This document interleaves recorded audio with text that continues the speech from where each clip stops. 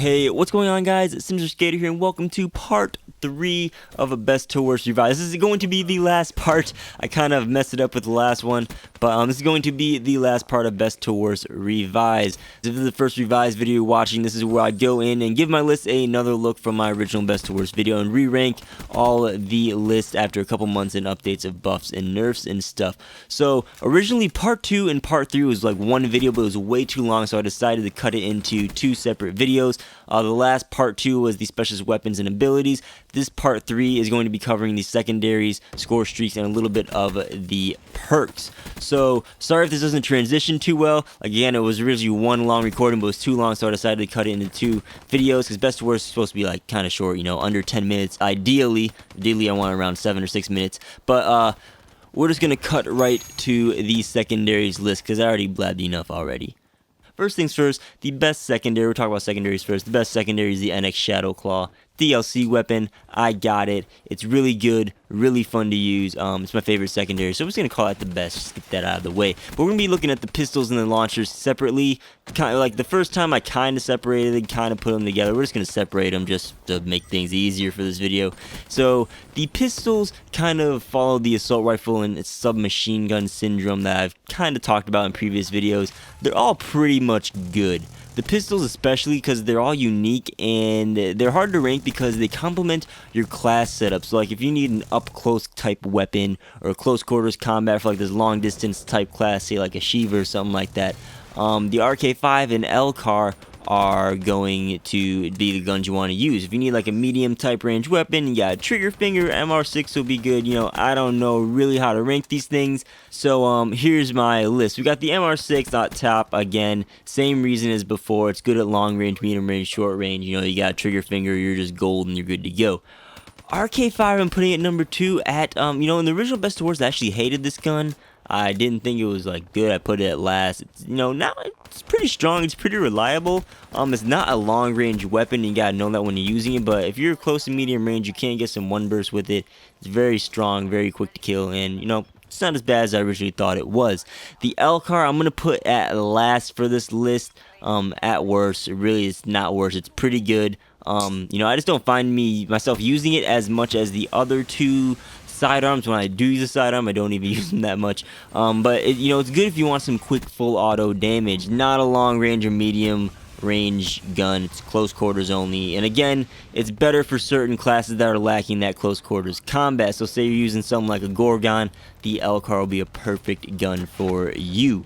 Now, as for the launchers, again, it's hard to rank these things. They're, you know, they each got their certain thing, but I'd also got the L4 Siege DLC launcher. I'm gonna say that's actually the best launcher out of them all. You guys can see my whole like L4 Siege breakdown video where I talk all about it, but you know, you could take out a score streak in the same amount of time as the Black Cell, if not faster. You can use it to kill enemies, lock on the score streaks. It's pretty much an all-around good gun. The Black Cell, again, is, I'll put it at number 2. Actually, yeah, it is number 2 because it takes out score streaks. It has a lot of ammo. And the XM53 is going to be at worst because with the L4 Siege in the game, if you do have the L4 Siege, it's pretty much a just completely better version of the XM53.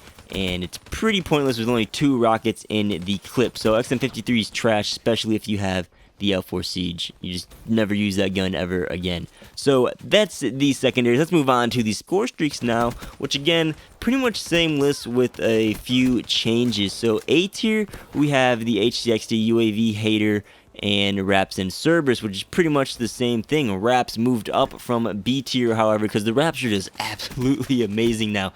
They're on the verge of being A tier in the original video, but they're A tier. They may even be like the S tier, like just the best thing in the game, because they dropped, like, since the last video, they added even more Raps that drop from the ship. They're faster and they do more explosive damage. These things are just like, Raps are the go-to like high-end score streak. They're deadly. Cerberus, I'm keeping at A tier. It was on the verge of going to B tier because it's kind of gotten like the AI in it is just not as good as it used to be, but still nonetheless it's A tier on my list. B tier, we got Counter UAV, Talon, Dart, Wraith, Hardened, Sentry, Care Package. All the same stuff. Something that's moving up to B tier is the Rolling Thunder. This was at C tier originally, but since that video, it had some buffs. Instead of having 2 drones fly side by side, there's actually 3 drones now, which cover a wider area of the map that's being damaged. And I believe they've gotten like bigger explosions and do more damage to them, which just, when you get them, you call, especially around like a small map, you're getting a lot of kills with it. So B tier Rolling Thunder, again, it's only 950 points or score, so pretty good. C tier, pretty much the same. Power core moved up from F tier. Originally it was F tier because it cost so much.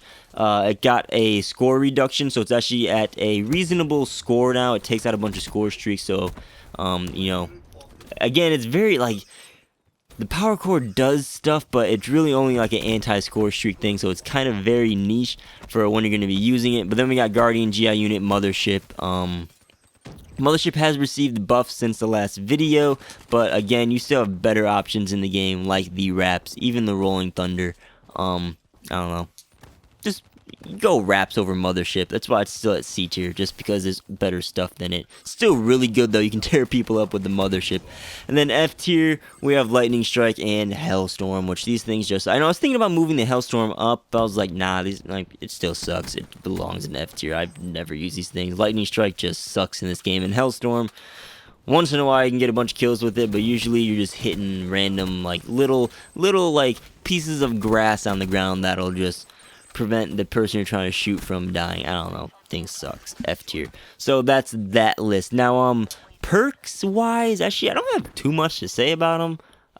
You know, you just pick them to suit your class. There's really no changes from the original video. The one thing I do have to say, in addition to the original best to worst perk video, is that Anti-Up now grants 150 bonus to your starting score. So at that amount, it's actually respectable and not just a completely, like, irrelevant perk. Is it better than other perks in tier 2? Probably not, but Anti-Up it's at a significant enough amount where you may want to equip it in a couple classes for certain situations or certain game modes, so it's not completely useless like it used to be. But that's it for the best to worst revised updates. So yeah, that's it. That's pretty much it for the like best to worst multiplayer series. Again, you know, maybe I'll do this at the very end of the Black Ops 3 lifespan, like in September, October, who knows. But I'll probably do another like multiplayer best to worst when all the DLC maps come out. I can rank the DLC maps, or even maybe rank the DLC packs. But yeah, that's it for best to worst. However, I will be starting best to worst zombies hopefully sometime soon, so we can kind of keep the series going with some zombies stuff. It's a little bit late to be doing it, but we're gonna do it anyway because who cares? Best to worst is awesome, right?